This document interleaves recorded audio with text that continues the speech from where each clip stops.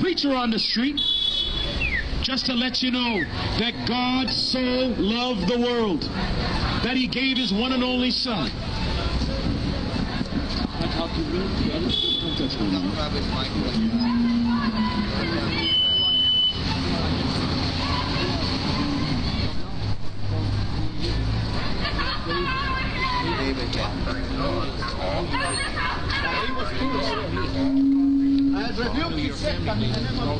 I know your father.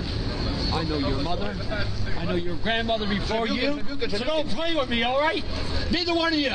Get off that mic and go away from here right now, or I'll make this nation rise against you. Do you understand me?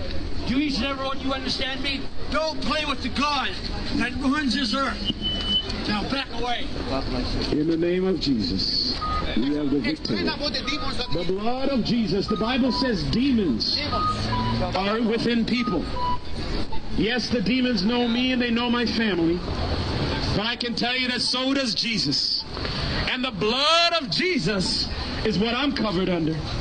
The Bible says that when you belong to Christ, you are a new creature. Old things have passed away, and behold, all things have become new.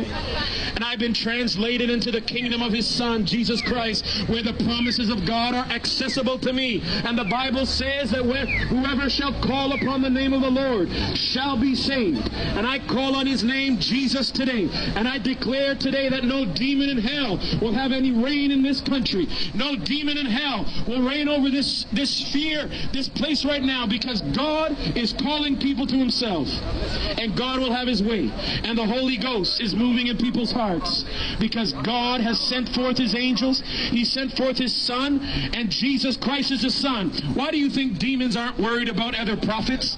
Why do you think demons are not worried about other things? Because Jesus is the real reason. Jesus is the answer.